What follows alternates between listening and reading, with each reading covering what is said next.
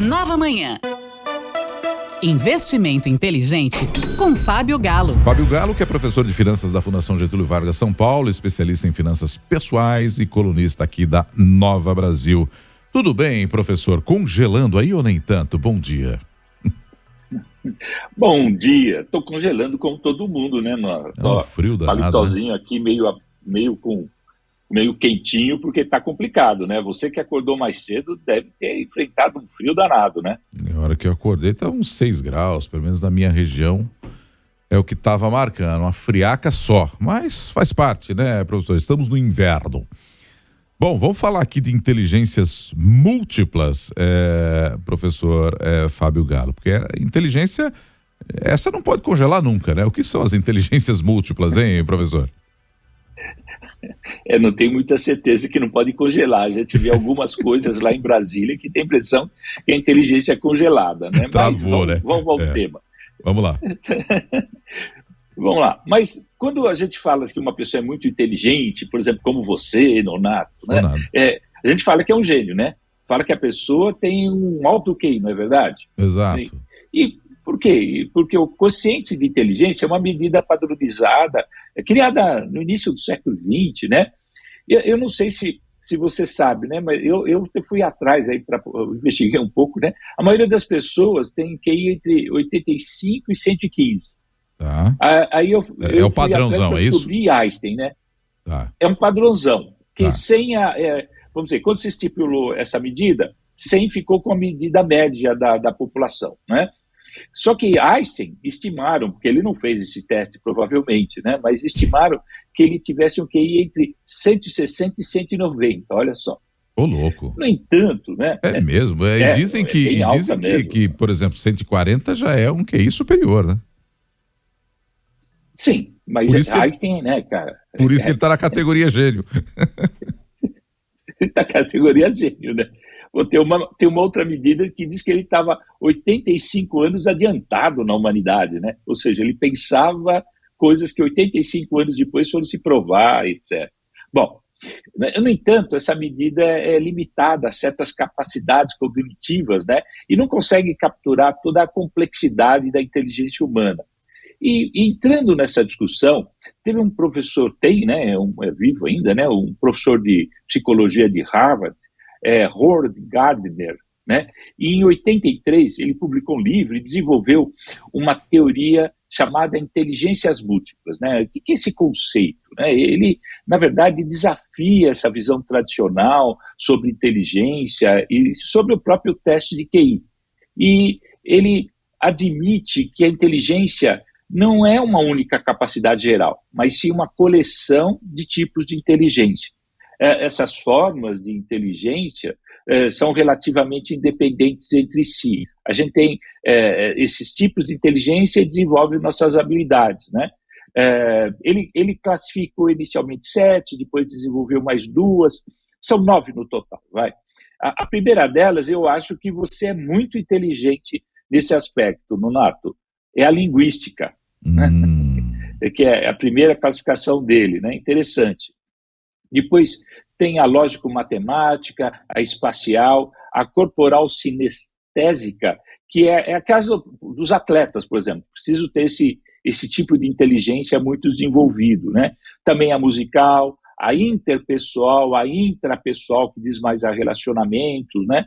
A naturalista e, por último, a existencial, para desenvolver as grandes questões da vida, né? Por exemplo, os filósofos, coisas desse tipo, né?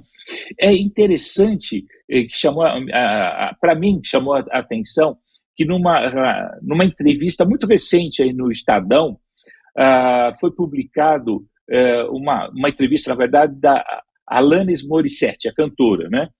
E que perguntou no podcast dela para Gardner, né, se poderia ser acrescentada nessa lista de 9 inteligências a inteligência financeira. A resposta dele não foi que ele acrescentaria e tal. Na verdade, ele descreve a inteligência financeira como a combinação de outras inteligências existentes, né?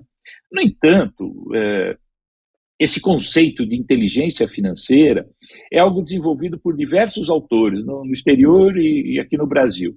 Particularmente o muito famoso é o Robert Kiyosaki, né, que é aquele autor do livro Pai Rico, Pai Pobre, né, que destaca justamente a importância da educação financeira e também que é crucial para as pessoas atingirem um alto grau de liberdade,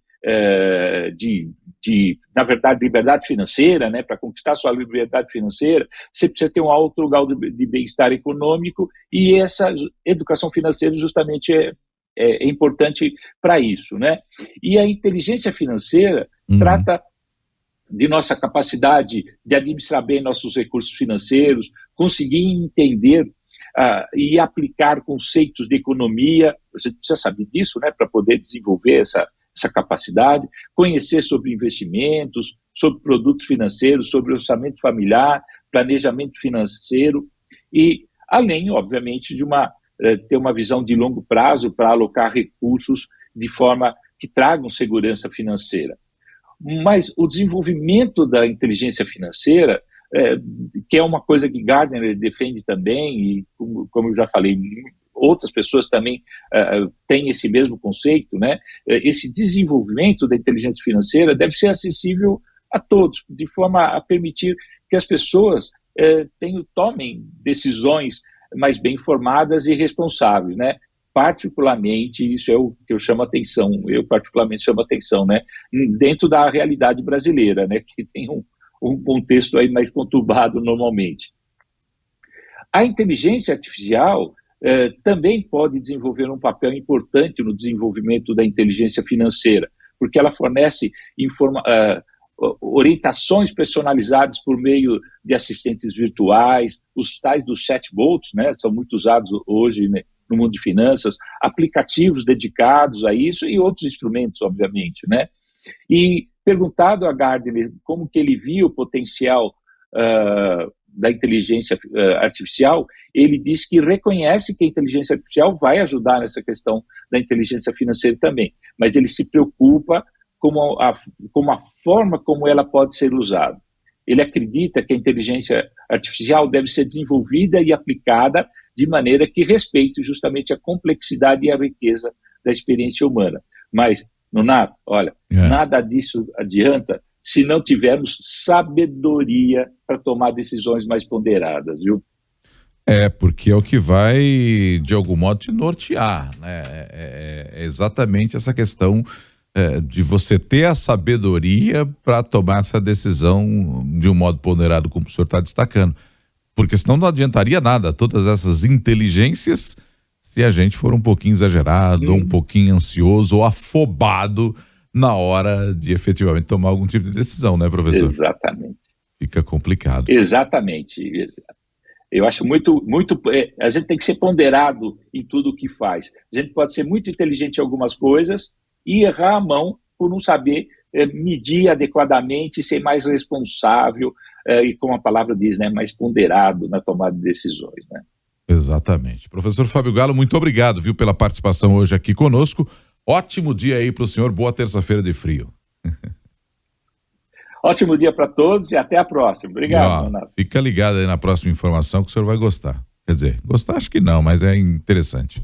Um abraço. Professor Fábio Galo conosco sempre às terça-feiras por aqui.